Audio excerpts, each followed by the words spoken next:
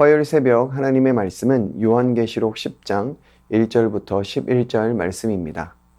내가 또 보니 힘센 다른 천사가 구름을 입고 하늘에서 내려오는데 그 머리 위에 무지개가 있고 그 얼굴은 해 같고 그 발은 불기둥 같으며 그 손에는 펴놓인 작은 두루마리를 들고 그 오른발은 바다를 밟고 왼발은 땅을 밟고 사자가 부르짖는 것 같이 큰 소리로 외치니 그가 외칠 때에 일곱 우레가 그 소리를 내어 말하더라.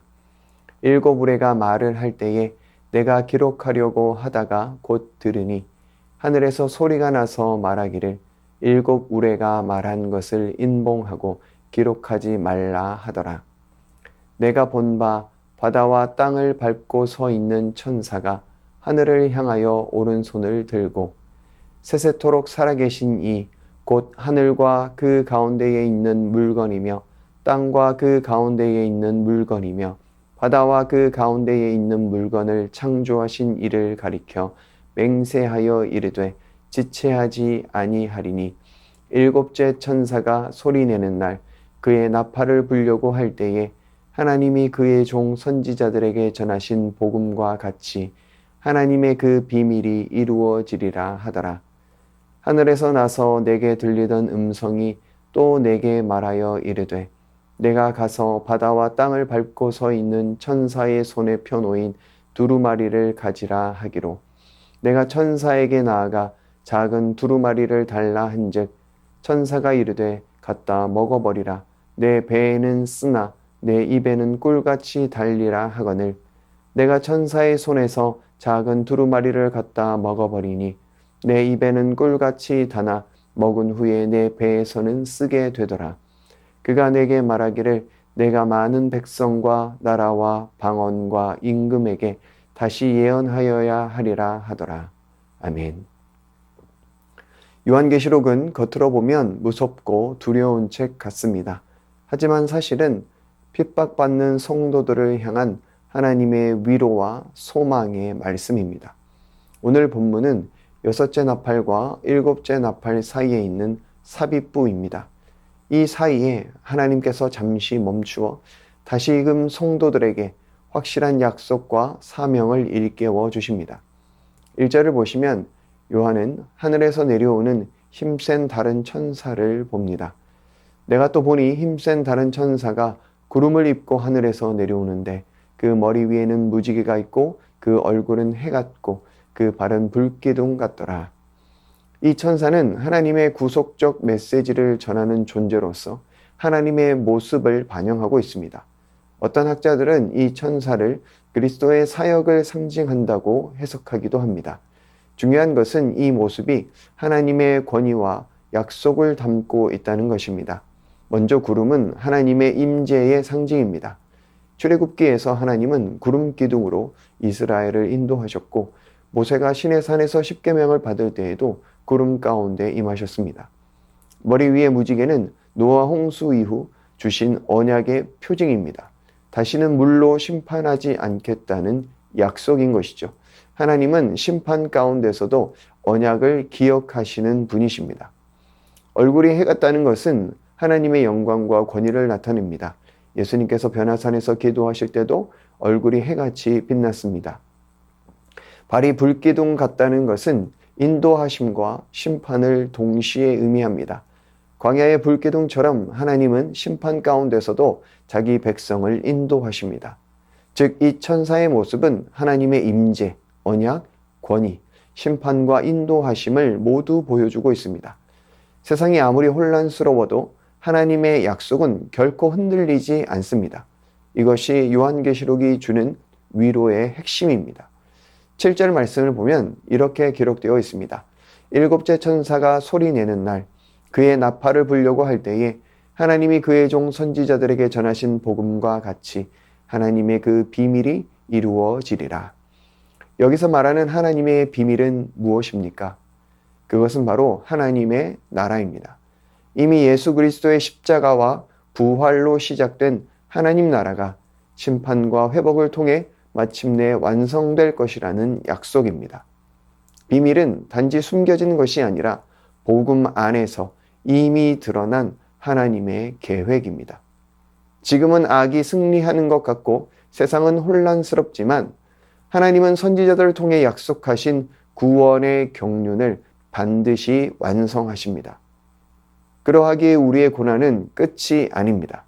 하나님의 계획은 결코 멈추지 않기 때문입니다. 그리고 하나님께서 요한에게 아주 특별한 명령을 주십니다. 작은 두루마리를 갖다 먹어버리라. 내 배에는 쓰나 내 입에는 꿀같이 달리라. 이 장면은 에스겔 3장과 연결됩니다. 에스겔도 두루마리를 먹었습니다. 말씀은 꿀처럼 달지만 삼키면 쓰라림이 따릅니다. 왜 그럴까요? 말씀은 내 입에 달콤하지만 그것이 내 삶 안으로 들어오면 내 자아를 찌르고 돌이키게 만듭니다. 회개하고 잘못된 길에서 돌아서게 하고 다시 사명의 자리로 이끄는 것입니다. 하나님의 말씀은 나를 위로하지만 동시에 나를 변화시키기에 쓰라린 것이죠. 때로는 말씀 때문에 손해를 봅니다. 믿음대로 살려다 보면 가족과 갈등이 생길 수도 있습니다. 직장에서 불이익을 감수해야 할 때도 있습니다. 그러나 그런 쓰라림까지도 받아들일 때 말씀이 진짜 내 피와 살이 되는 것입니다. 그리고 하나님은 요한에게 이렇게 말씀하십니다. 내가 많은 백성과 나라와 방언과 임금에게 다시 예언하여야 하리라. 우리가 음식을 먹으면 입에서 맛을 느끼고 배에서 소화시켜야 그 음식의 영양분이 피와 살이 되는 것입니다. 말씀도 마찬가지입니다. 말씀을 읽고 달콤하다고 끝나는 것이 아닙니다. 내 안에서 순종으로 소화되어야 하고 다시 전해야 하는 것입니다. 오늘도 하나님은 우리에게 말씀을 주십니다. 말씀은 결코 멈추지 않습니다. 우리의 연약함과 실패에도 하나님 나라는 반드시 완성됩니다. 우리에게 할 일은 한 가지입니다. 말씀을 꿀같이 삼키고 쓰라림까지도 받아들이며 다시 전하는 사람으로 살아가는 것입니다. 오늘 하루의 현실이 아무리 어렵고 두려워 보여도 하나님은 약속하신 하나님 나라를 반드시 이루십니다.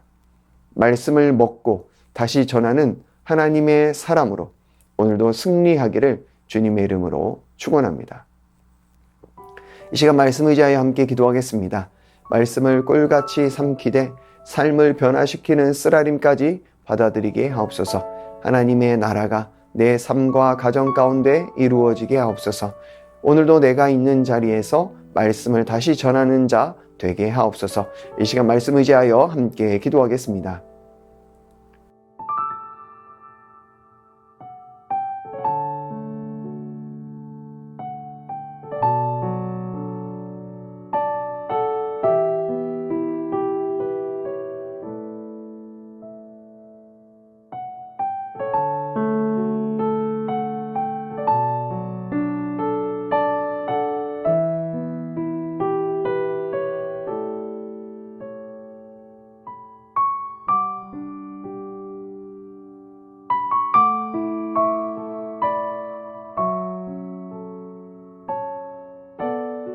계속해서 나라와 민족과 열방을 위해서 기도하겠습니다.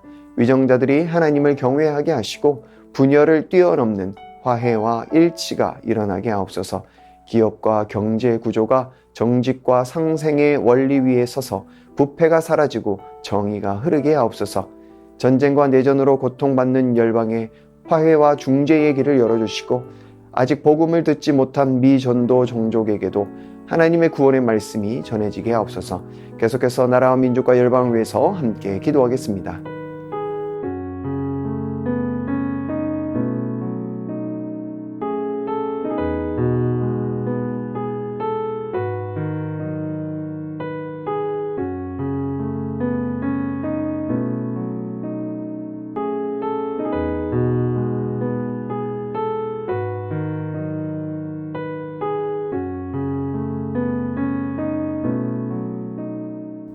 계속해서 교회를 위해서 기도하겠습니다. 예수 그리스도를 알아가는 일에 하나 되는 교회 되게 하옵소서. 나를 구원하신 주의 은혜에 감사하며 주님의 통치에 순종하는 새순의 모든 성도들 되게 하옵소서. 담임 목사님 날마다 성령 충만케 하시고 목요일부터 진행되는 청년부 여름 수련회를 통해 말씀이 일상이 되는 청년들 되게 하옵소서. 계속해서 교회를 위해서 함께 기도하겠습니다.